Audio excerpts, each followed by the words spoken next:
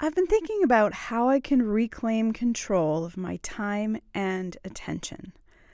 I've been noticing how much of my daily bandwidth is used up by other people's agendas, and how much energy it takes to filter out things being pushed into my orbit that I didn't ask for and I don't want. Do you ever feel that way?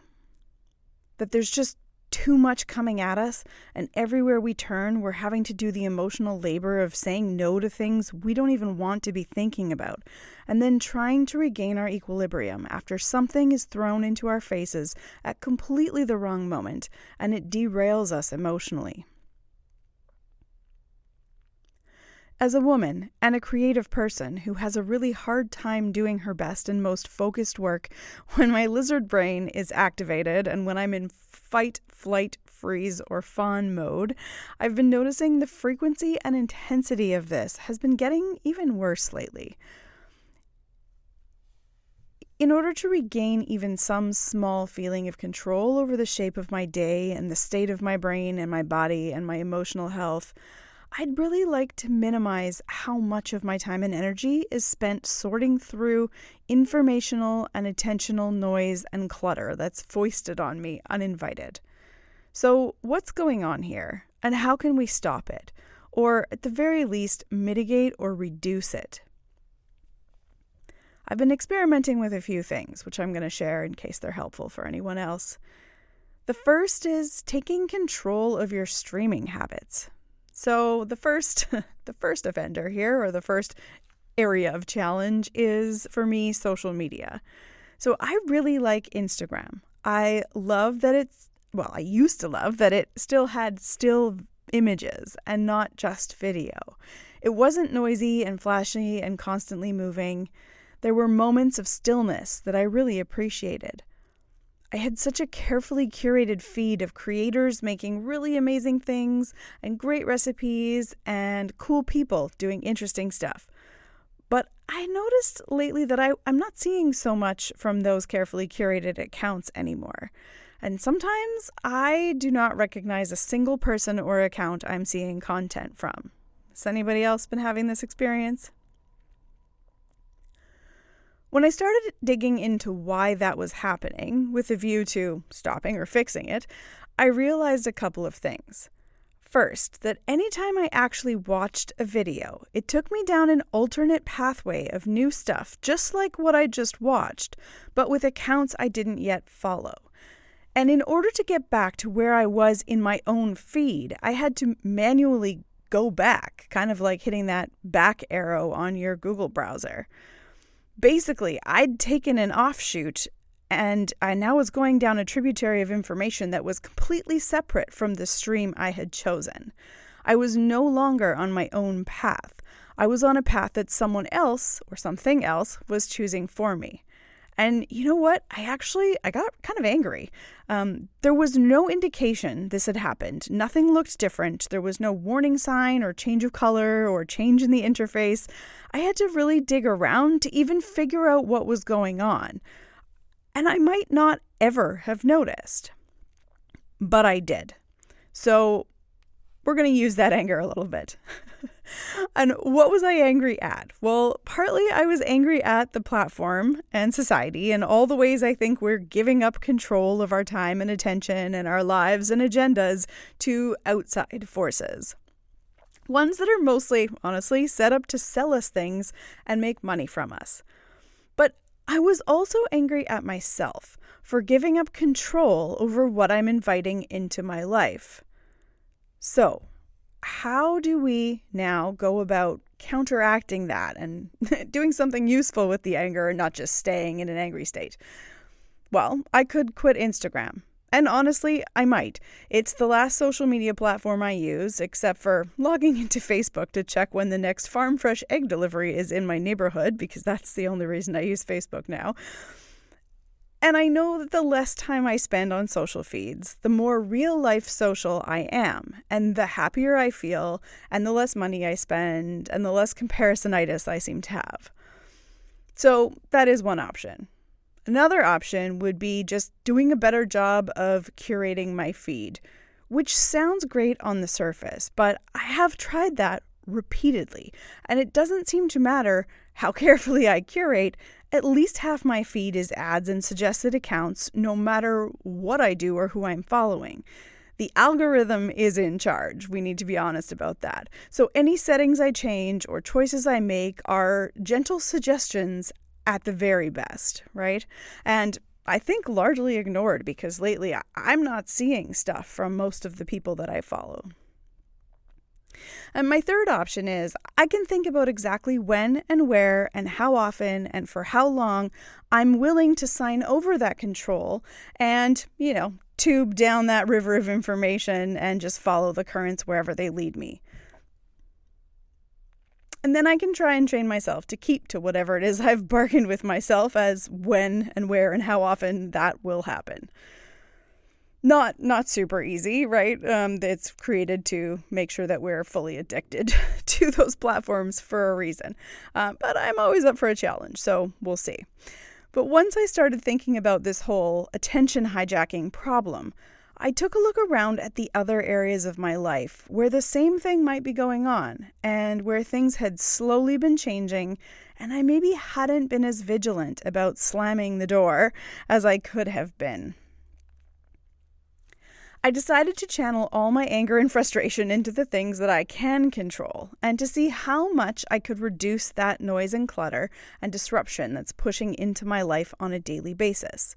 So, to do that, I identified 4 main areas that could use a little experimentation. 1, social media.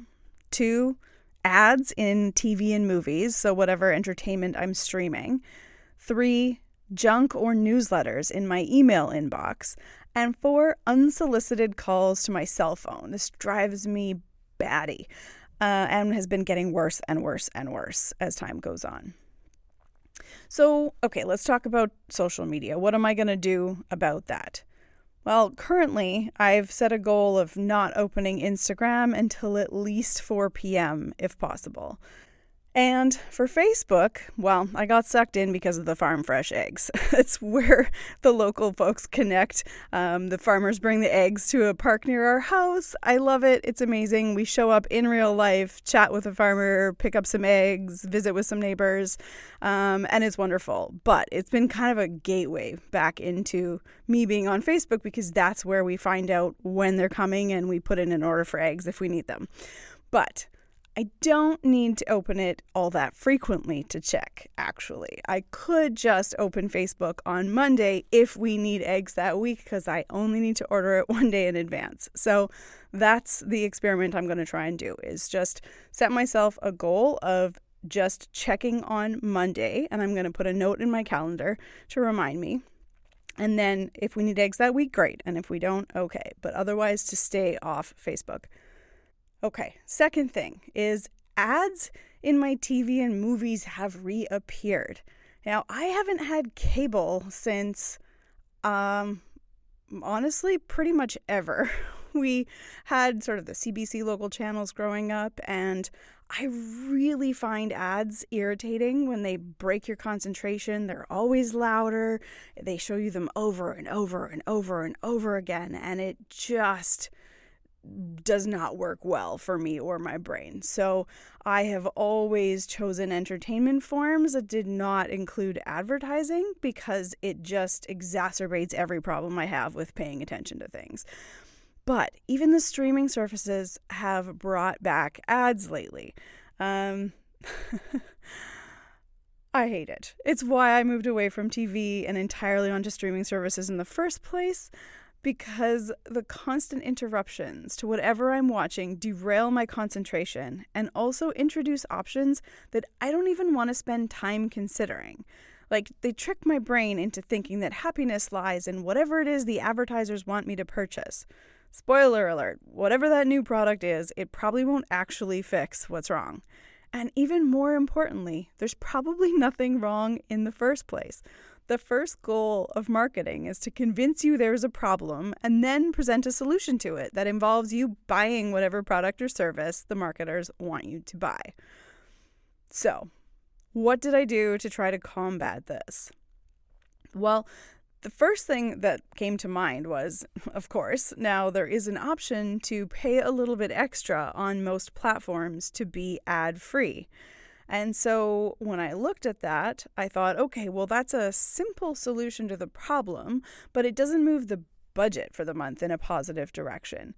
So we sat down, decided, okay, we would like to pay a little bit extra on one of the platforms that we use all the time so that we don't have ads on that service. And I did actually do a little digging around, and I found that our provider for our internet and all of those things offers an option to actually rotate which platform you are having access to each month. So it could be Paramount Plus one month and Disney Plus another and Apple TV another. And so I just made a Google Doc that we can make note of any recommendations for shows and what platform they're on. And the one with the biggest list gets activated the next month. A physical list by the TV would work too, if that's your jam. So that was kind of our way of paying a little extra on some and then reducing the cost of another to balance it out. So far that has been extremely fabulous. It's only been a couple weeks, but not having the constant interruptions of ads in the shows, I'm noticing that I'm staying a little more engaged. My attention feels less fractured, and I'm enjoying the time we do spend together watching a show or whatever to be much more enjoyable and satisfying. So that is how we're tackling ads in the TV. The third area is email. Newsletters or junk mail or review requests in my inbox seem to be multiplying beyond belief.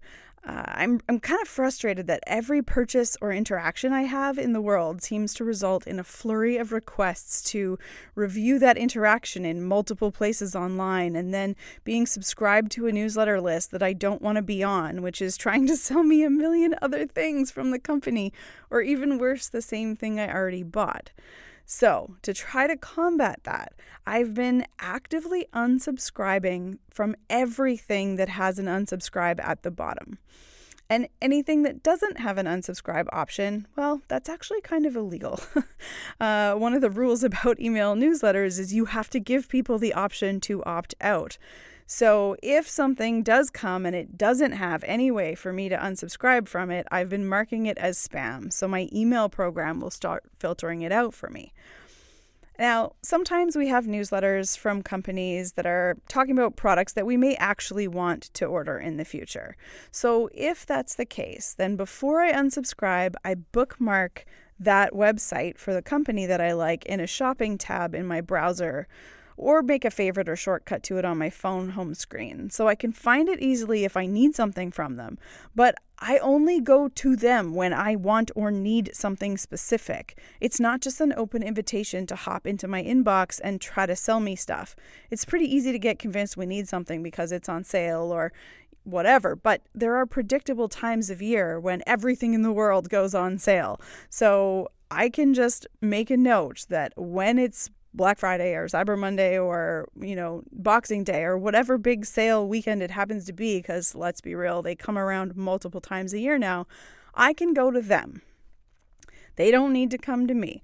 So that has been helping. I'd say reduced my email inbox clutter by about 75%. So that has been really helpful in reclaiming some time and just making me not think about, do I want or need those things?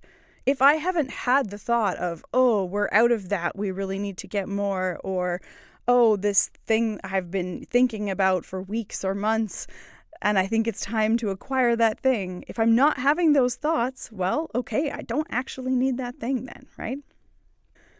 The fourth area that I was finding I was getting really interrupted all the time was actually calls to my cell phone. Between the elections and the marketing surveys and the people trying to sell me web design services, I was getting dozens of calls a day. Part of this was because when you purchase domain names, your information is made public unless you pay extra for it to stay private. But also because your cell phone number can be shared by your telephone company if you don't opt out of that. So There are a number of services or places where you can opt out of having those kinds of unsolicited phone calls. There's 3 places or 3 things that I did to help with this. So our phone provider has a do not call list, and I suspect yours does too. So you should do a quick Google, you insert your phone service here, do not call list. How do I get on it? And for me, that turned out to be just an email that you send to them and you say, I want to opt out of any unsolicited contact. And the second option was also through my phone provider, which is they have a feature called call control, which I went looking for after I experienced it when calling somebody. And basically, it just says, hello, if you're a human caller, push, and it gives you a number, and you'll be connected to the person you're trying to talk to. So whoever's calling you pushes a number that was requested, and then they get to talk to you. This is so much better because it cuts down. I mean, I think they say 95% of robocalls or whatever it is, but I actually haven't had a single unsolicited call since I turned on call control. It's been amazing and it's free. It's included in my cell phone plan. So it's worth doing a quick look for your own company and just seeing if you have an option like that. The third thing is that there's a national do not call list. In Canada, it's the CRTC. I'm not sure if it's the same thing or similar thing in the States or in your own country, but a quick Google for how to get on the do not call list will get you that information. So that has been amazing. It honestly has decreased disruptions and interruptions through the course of the day, and just my overall feelings of frustration at being interrupted so much more. It's been amazing. Because even if I choose not to answer the phone when it rings, or if I have the ringer turn off and all I see is, 5 missed calls, or I have to check my voicemail to find out if the messages are real or if it's just dead air, it's still really, really disruptive in so many ways. And overall, doing all of these changes and the results, well, it took only a few minutes to do each of those tasks, but I have been thrilled about it every day since I've done it, because I did most of these things in the same week, with each change taking 15 minutes or less to do. And you know what? The results were so dramatic, I actually felt quite disoriented and a bit unsettled, because I didn't really know what to do. Like the amount of time and focus that I actually had tells you how bad it had really gotten before I made those changes. So now that I've been doing this for a few weeks, I'm feeling really hopeful. My concentration is so much better.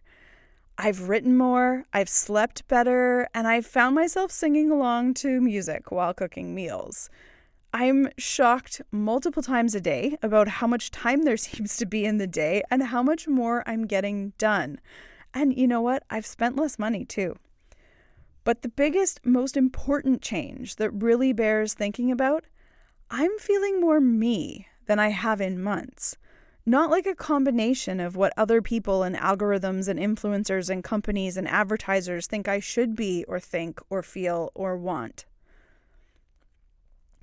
So what do you think? Would you like to try this experiment too? How would your life be different if you were feeling a little more like you? Well, there's no time like the present. If you can claim the next 5 minutes for yourself, I would invite you to grab a glass of water and the nearest notebook or scrap of paper and sit down somewhere comfy to brainstorm on any areas of your life where you could reduce the noise of other people's voices. And then, between now and next week's episode, see how many of those changes you can actually make.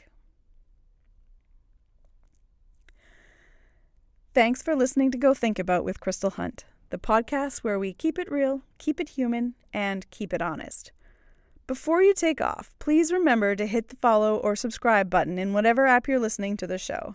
It'll help you stay on top of when new episodes are released, and it'll help me stay motivated to keep on creating, knowing that you are out there listening. Until next week, remember to be a kind human.